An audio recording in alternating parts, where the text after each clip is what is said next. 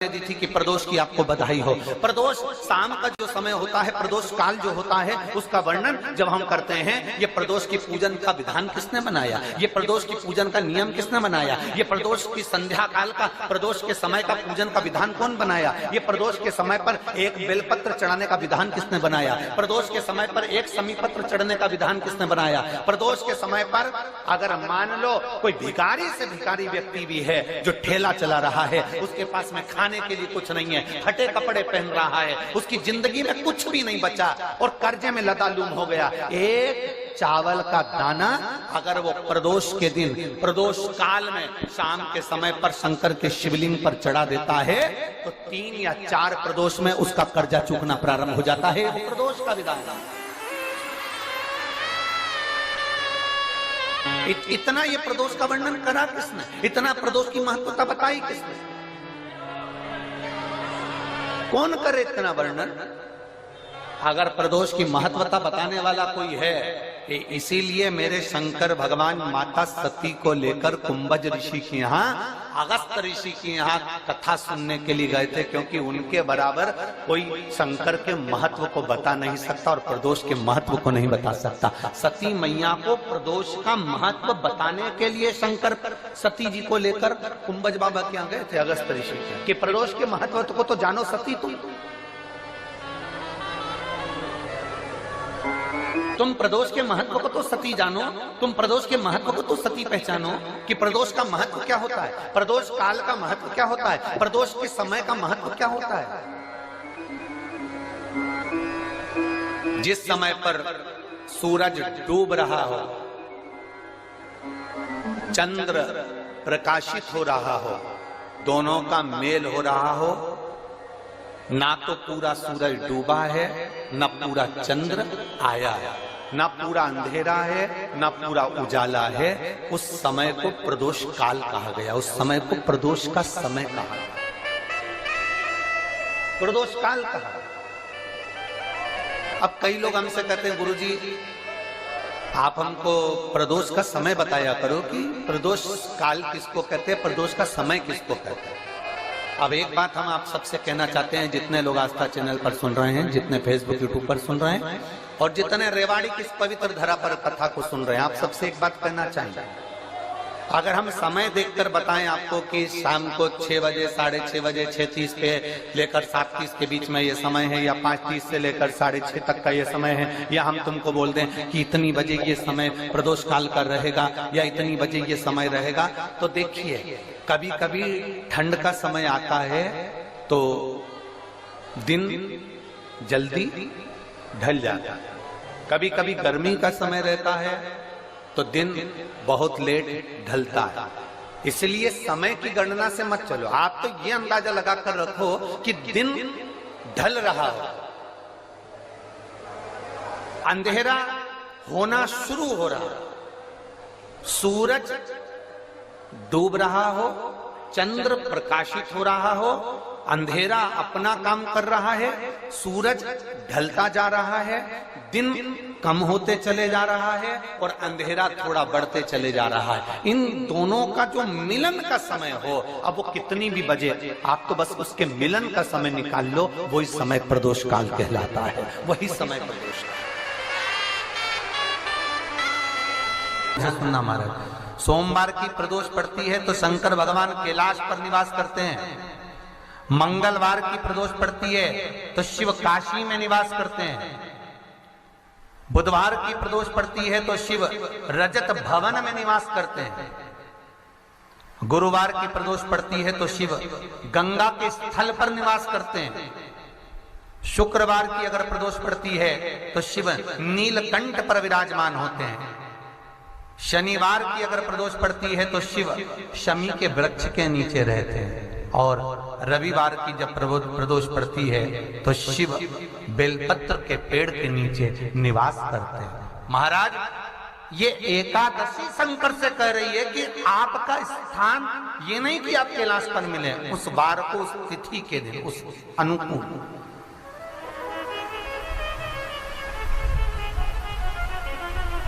हमारे यहाँ कहते हैं सोमवार की जो प्रदोष पड़ती है वो इच्छा पूर्ति करती है, मंगलवार की प्रदोष रोग से मुक्ति देती है, बुधवार की प्रदोष कामना की पूर्ति करती है, गुरुवार की प्रदोष शत्रुओं का नाश करती है, शुक्रवार की प्रदोष सुख और शांति देती है, शनिवार की प्रदोष संतान का सुख देती है, और रविवार की प्रदोष जो काम दुनिया में कोई नहीं कर सकता वो अचूक फल की प्राप्ति रविवार की प्रदोष करा देती है। महाराज ऐसी प्रदोषों का नियम वर्णन किया चाहिए। भगवान कहते ठीक है तू थोड़ी देर खड़ी हो।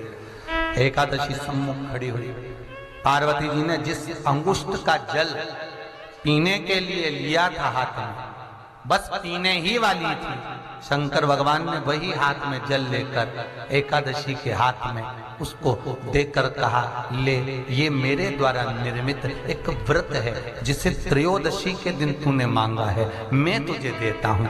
आज इस व्रत का फल मैं तुझे प्रदान करता हूँ। अब तू जिस जीवात्मा को लेकर जाएगी उसका पाप प्रबल नहीं होगा। किसी स्त्री, पुरुष, बालक, बुजुर्ग जो भी होगा जिसने प्रदोष का व्रत करा होगा, वो जीवात्मा को तू किसी फल की कामना से नहीं स्वतः ही लेकर चली जाए, उसमें कोई कामना नहीं है। बन सके जीवन में 11 प्रदोष या 26 प्रदोष करने के बाद आप उसका उद्यापन कर कर विराम भी दे सकते। पर जीवन में एक बार प्रदोष का व्रत मौका मिले, जिस कामना से जिस दिन का भाव आपके मन में आए कि मुझे रोग से मुक्ति पाना है तो ये प्रदोष मुझे करना है, भाई और रोग मुक्ति के लिए हम मंगल जो भी आपके मन में आ रहा है, संतान प्राप्ति के लिए शनिचरी प्रदोष आप उसका स्मरण करें। फिर लिखा शिव महापुराण में, बड़ा सुंदर लिखा वेदव्यास जी ने, मान लो आप प्रदोष का व्रत नहीं कर सकते, आप अगर व्रत नहीं कर सकते तो प्रदोष के दिन, प्रदोष काल में शाम का समय सूर्यास्त का कुछ पल, कुछ घड़ी के पहले से लेकर बाद तक का प्रदोष काल के अंतर्गत आप शंकर जी के मंदिर में जाकर 1 लोटा पानी, 5 बेलपत्र भी अगर समर्पित करते हैं तो संपूर्ण प्रदोष का फल आपके भाग्य में प्रबल हो जाए। शत में नमक का सेवन वर्जित होता है। कारण क्या कारण होता है? उसका एक कारण माना गया नमक की वर्जितता। जिस समय पर एक नगर में एक ब्राह्मणी रहती थी, बहुत भाव से सुनिएगा, प्रदोष व्रत नमक को त्यागने का भाव, प्रदोष व्रत की किताब में भी मिल जाएगा आपको, आप पढ़ेंगे तो सुना होगा आपने। एक ब्राह्मणी रहती थी एक नगर में, उसका पति नहीं था,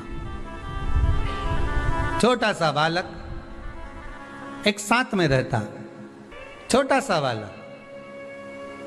अब ब्राह्मण के घर की धर्म पत्नी है, ब्राह्मण कर्मकांड करने वाला, पूजन करने वाला, पाठ करने वाला, अनुष्ठान करने वाला, पूजन करने वाला, मंत्र जाप करने वाला, भगवत भक्ति में डूबने वाला।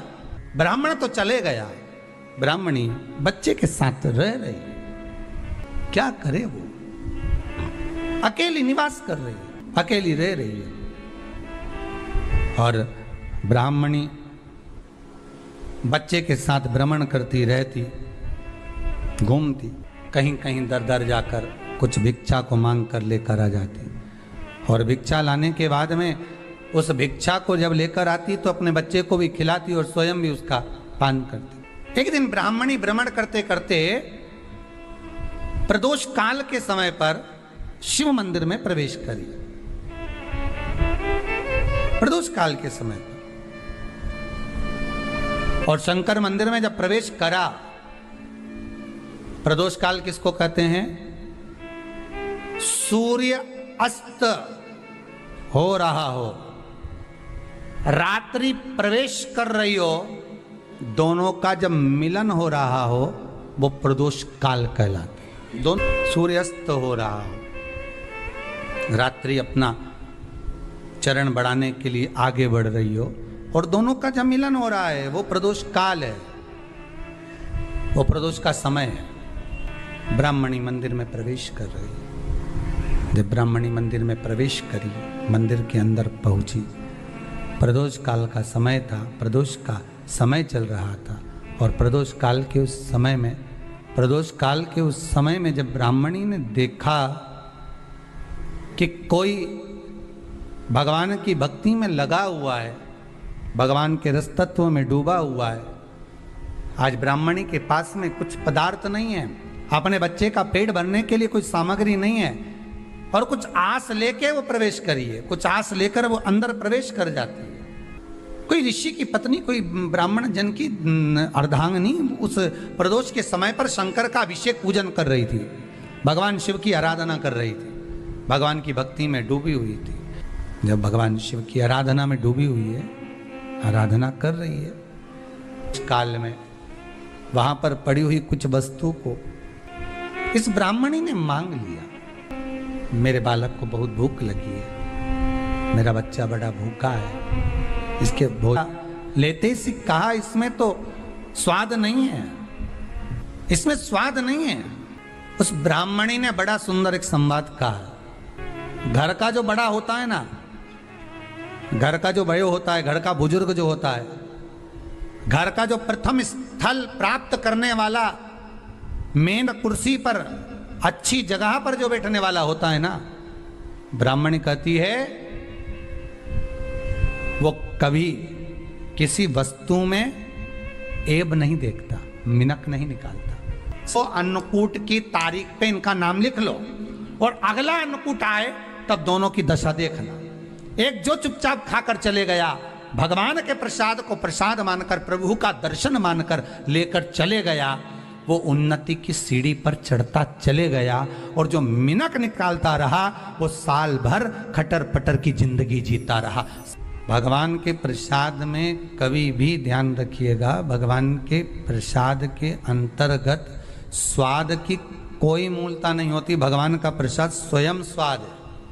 भगवान के प्रसाद में नमक नहीं देखना, मिर्ची नहीं देखना, भगवान के प्रसाद में शक्कर नहीं देखना, भगवान के प्रसाद में कुछ ये नहीं देखना कि कितना माल डला, कितना घी, कितना बादाम, कितना काजू, कितना इलायची डला। हाँ, यहां तक शास्त्र का स्वाद देखी थी ना, ये आपका एक जन्म का नहीं है, ये ना जाने कितने जन्म का है। ब्राह्मणी के मस्तिष्क में बैठ गया, ब्राह्मणी के उस पुकाना वो बक्कल में नहीं अक्कल में बैठ गया कि ये स्वाद नहीं देखना। इसलिए प्रदोष व्रत के अंतर्गत ब्राह्मणी ने उस दिन से विचार कर लिया कि जैसे आप पूजन कर रही हो, जैसे आप अर्चना कर रही हो, जैसे आप आराधना कर रही हो, ऐसी आराधना, ऐसी पूजन, ऐसी भक्ति मैं भी करूंगी, ऐसी आराधना मैं भी करूंगी। अब मैं स्वाद नहीं देखूंगी। तो प्रदोष व्रत करने वाले को ध्यान रखना चाहिए कि नमक का सेवन ना करे, भोजन ना करे, फलाहार करिए, फल का आहार करिए, प्रयास करिए। और यदि आपने व्रत का ले लिया भोजन का कि हम तो एक टाइम फलाहार करेंगे, एक टाइम भोजन करेंगे, ऐसा भी कई लोग प्रदोष ले लेते हैं, तो वो बात आपकी है, आप तक रखो, ठीक है, अपने मन तक। ठीक है, बाबा आपकी मनोकामना पूर्ण करे, वो भी भाव रखो। अरे भगवान को धन्यवाद दो कभी कभी कि तूने अच्छे घर में पैदा किया, अच्छा परिवार दिया, अच्छा पति दिया, अच्छी पत्नी दी, अच्छे बच्चे दिए, अच्छा कुटुंब दिया, घर दिया, दुकान दी, जमीन जायदाद दी, शरीर अच्छा दिया, हाथ पैर आंख नाक मुंह सब बढ़िया दिया, एक के भी निपटा के नहीं भेजा तूने। मान लो एक आध निपटा के भेज देता तो क्या झगड़ा करने ऊपर जाते? एक ही कान देता और एक गायब कर देता तो यहां से चिपका देता, तो क्या कर लेते? हाथ एक देता और एक गायब कर देता तो क्या झगड़ा करने जाते ऊपर कि मुझे ऐसा शरीर दिया? नहीं, भगवान को धन्यवाद देना कि मुझे अच्छे घर में पैदा करा, कटोरा लेके वहां चौराहे पे नहीं बिठाया, तूने अच्छा घर दिया, 2 समय की रोटी दे रहा है, खूब जोरदार शरीर दिया, भजन करने का मुहूर्त दिया, और बचा कुचा था तो ये सियोर वाला महाराज दे दिया, कथा सुनाने वाला। शाम के समय पर प्रदोष काल में बेलपत्री के पेड़ के नीचे, चाहे शंकर के मंदिर के दरवाजे पर या शिव मंदिर में, अगर आप प्रदोष के दिन दिया लगाते हो, सोमवार के दिन दिया लगाते हो, तो ऐसा कोई व्यक्ति नहीं जिसको मेरे देव अधिदेव महादेव, मेरा विश्वनाथ भंडार नहीं भरता हो। खा देता है जो शंकर के मंदिर को संभाल लेता है, उसके घर को और उसके परिवार को स्वयं महादेव संभाल लेता है, स्वयं महादेव।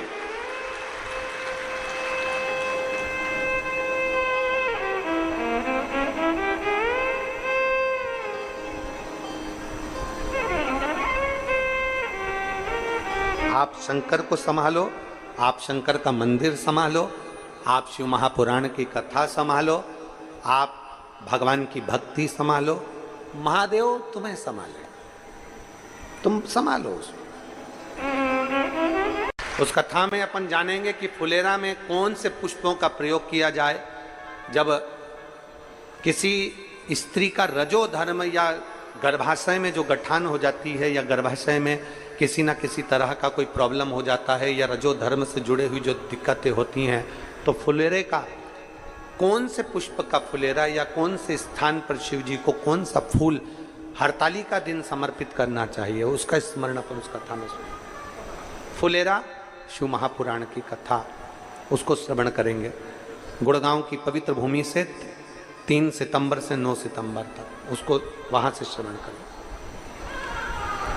तो शिव कथा कर रही है, भगवान शंकर का चरित्र करा, ब्रह्मचित्त। प्रत्येक शिवालय में, शंकर के मंदिर में अपनी खुद की तरफ से श्री शिवाय नमस्तुभ्यम अवश्य अंकित करा। लोग आते भी श्री शिवाय नमस्तुभ्यम बोलें, जाते भी श्री शिवाय नमस्तुभ्यम। अपने दरवाजों पर भी छोटा सा पंपलेट श्री शिवाय नमस्तुभ्यम का लगाएं, जिससे कोई दरवाजा खोलने से पहले कोई बाहर खड़ा हो तो वो पढ़ ले। हम किसी को कुछ ना दे सकें तो कम से कम मंत्र नाम ही दे दें, इससे बढ़कर और क्या, पढ़ ले।